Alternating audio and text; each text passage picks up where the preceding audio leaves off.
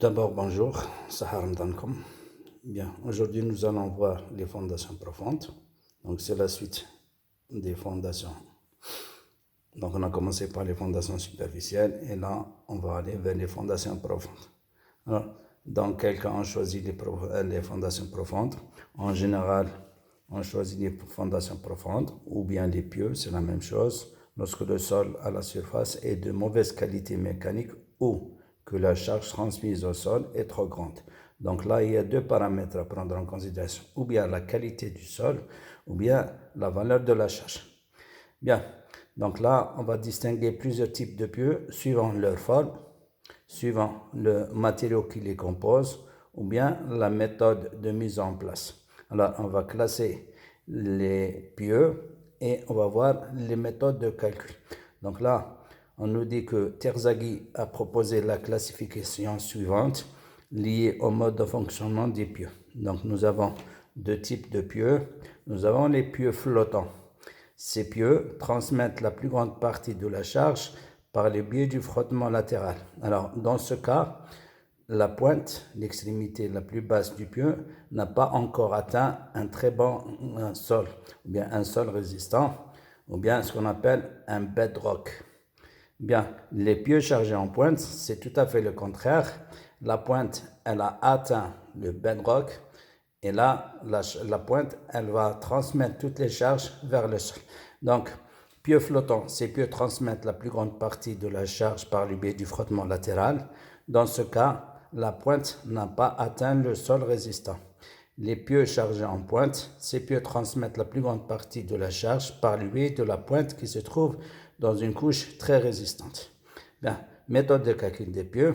Il existe différentes méthodes de calcul des pieux. On peut distinguer. Alors, la première méthode, c'est utilisation de formules empiriques basées sur les résultats de battage des pieux.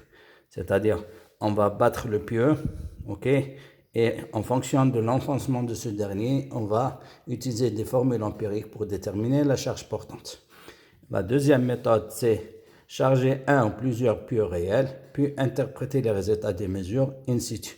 Moi, j'appelle ça une vérification finalement de la charge portante qui a été déterminée à partir des calculs. Ensuite, on vérifie sur chantier, bien in situ, si le pieu peut supporter réellement cette charge. Bien, troisième méthode, interpréter les résultats des essais au pénétromètre. Donc, il y a deux types de pénétromètres, statiques ou dynamiques, et des essais pressiométriques. Dernière méthode qui nous intéresse directement, utiliser des formules statiques de force portante établies à partir de la mécanique des sols. Je vais parler en détail de ces méthodes. Je vais commencer par la formule de battage. Donc, voici un schéma. Nous avons une machine qui va battre le pieu mécaniquement. Donc, comment? On soulève une masse et on la laisse tomber en chute libre d'une hauteur h sur le pieu. Le pieu va s'enfoncer d'une distance E. Donc, voici ce que j'ai écrit. Plusieurs types de pieux sont enfoncés dans le sol par battage, notamment les pieux en bois, en acier et les pieux en béton armé préfabriqués. Alors, pour utiliser la charge portante, pour déterminer la charge portante, on peut utiliser des formules empiriques basées sur le transfert d'énergie d'une masse appelée mouton tombant en chute libre d'une hauteur h sur la tête du pieu et qui engendre un enfoncement E du pieu dans le sol. C'est-à-dire, lorsque la masse elle descend en chute libre, elle va acquérir une certaine énergie. Au contact du pieu, elle va transférer l'énergie qu'elle a au pieu, qui lui va transférer cette énergie au niveau du sol. Alors, parmi les formules de battage, nous avons la formule de Crandall qui dit Q, la charge portante, égale à 1 sur F, MH sur 1 plus 1 demi de E1 plus E2 plus E3 par petit f, M plus R au carré sur P, R au carré P, pardon, sur M plus P. Donc voici la définition de chaque paramètre. Donc H, c'est la hauteur de chute du mouton, M, c'est la masse du mouton, E, c'est l'enfoncement du pieu, F, coefficient de sécurité évidemment, P, c'est la masse du pieu, F, coefficient d'efficacité. R, coefficient de restitution du choc. Alors, c'est quoi ça? Lorsqu'on a une masse qui tombe sur du bois, de l'acier ou bien du béton, ce n'est pas, c'est-à-dire c'est un phénomène de recul si vous voulez. Alors, E1, on l'appelle raccourcissement élastique du pieu. E2, raccourcissement élastique du casque de battage. E3, raccourcissement du terrain. On néglige en général E2 et E3 qui sont insignifiants. Et là, on se retrouve avec cette formule. C'est la même que celle-là, sauf que E2 et E3 sont nuls. Bien, il y a une formule plus simple, c'est la formule des Hollandais. Alors, voici ce que la formule. Q égale à 1 sur F, MH sur E, 1 sur 1 plus P sur M. C'est les mêmes paramètres qui sont définis au-dessus. Bien, on arrive maintenant à la méthode qui nous intéresse. Donc, voici un schéma classique. Détermination de la charge portante par la mécanique des sols. Donc, un pieu en place. Alors, là, il y a deux forces qui vont empêcher le pieu de s'enfoncer. Il y a une force de frottement le long du pieu. Il y a une force au niveau de la pointe. Donc, il y a deux forces qui empêchent le pieu de s'enfoncer dans le sol. Une force de frottement le long du pieu et une force de réaction au niveau de la pointe. Donc, on va commencer par les forces de frottement. Mais là, on va supposer un milieu pulvérulent. Ok. Là, j'ai dit, lorsque le pieu s'enfonce dans le sol, il refoule le sol au niveau de la pointe. Ok, ça c'est clair. Donc, il va provoquer un état d'équilibre limite de butée. Donc, tout ça, c'est un état d'équilibre limite de butée qui s'exprime par sigma P gamma égale Kp gamma, gamma Z. Alors, Kp gamma, c'est un coefficient de butée, mais là, nous avons un pieu vertical, donc lambda égale 0, une surface horizontale bêta égale 0, il nous reste delta Fi. On détermine la composante verticale petit f égale Kp gamma, gamma Z, sinus delta. Donc, c'est la composante verticale qui va empêcher le pieu de s'enfoncer.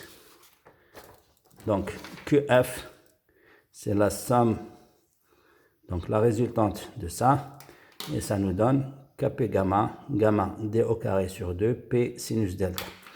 Bon, on va définir QF également par cette formule, Fm gamma d par P.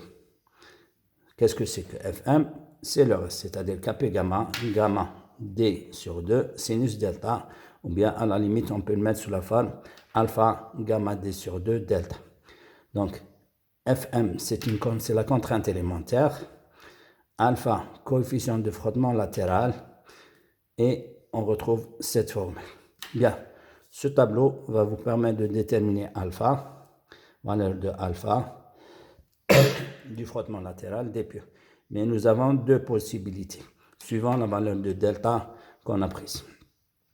Bien, donc, les valeurs de phi, les valeurs de alpha pour delta égale moins phi, et les valeurs de alpha pour delta égale moins 2 tiers de phi. C'est-à-dire, dans la pratique, on n'a pas intérêt à avoir des pieux lisses, mais on n'est pas sûr d'avoir des pieux parfaitement rugueux. Bien, maintenant, on va rajouter l'effet de la cohésion, milieu cohérent.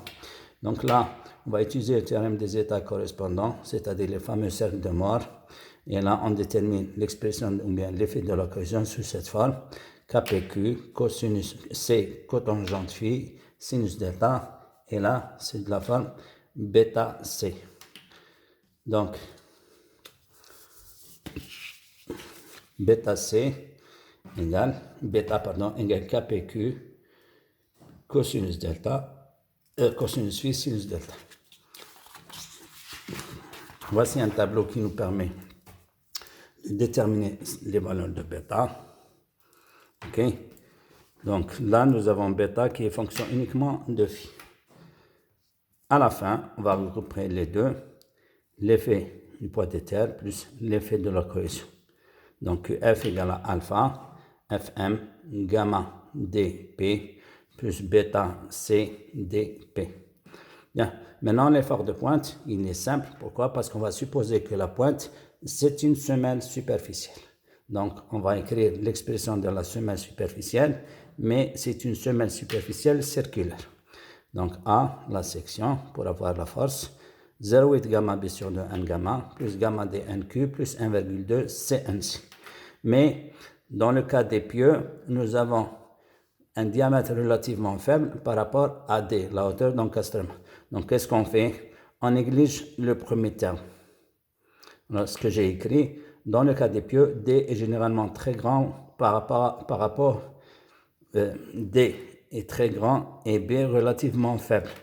Pour cela, on néglige le terme de surface, 0,8 gamma B sur 2 N gamma. Donc, on aura QP égale à Q sur A égale cette expression. Bien, NQ et NC, puisqu'on a supposé que la pointe c'est une semelle, là on va déterminer ces paramètres à partir du tableau, mais des semelles circulaires. Bon, on arrive maintenant à la notion de sécurité. Donc, notion de sécurité et charge admissible, c'est-à-dire qu'on va déterminer la charge admissible à partir de Q, pardon. Bon, la charge admissible est déterminée en prenant, c'est simple, en prenant un coefficient de sécurité de 3, donc de 3,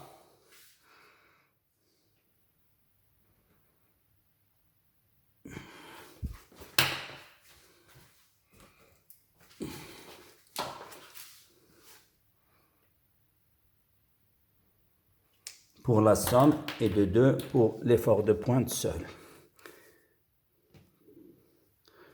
Bon, là, si je prends l'effort de frottement et l'effort de pointe, je prends un coefficient de sécurité de 3.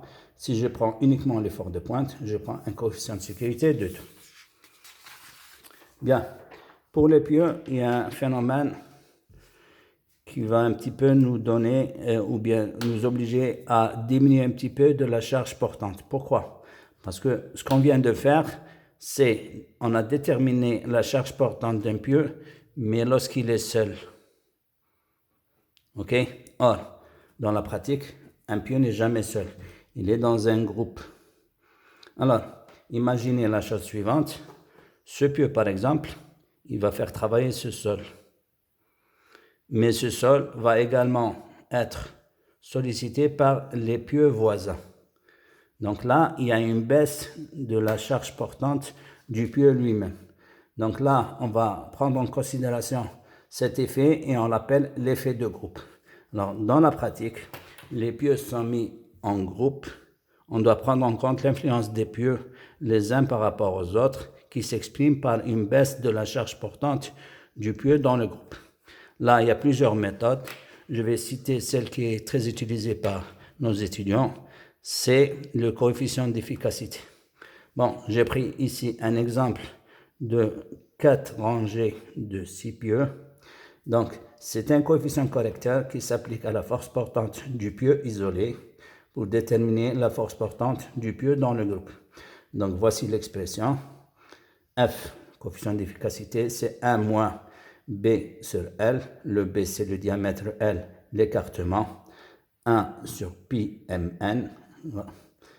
M, n-1, plus n, m-1, plus racine de 2, m-1, n-1. Qu'est-ce que c'est que n et m? Donc, m, c'est le nombre de rangées et n, c'est le nombre de pieux par rangée. Si je prends mon exemple, je peux dire j'ai 4 rangées de 6 pieux. Mais on peut intervertir ou bien interchanger mn. Je peux également dire j'ai 6 rangées de 4 pieux. Donc je peux prendre m égale 4 et n égale 6, comme je peux prendre m égale 6 et n égale 4. Donc voici à peu près l'essentiel au niveau de l'étude des pieux. Je vous remercie et à la prochaine fois.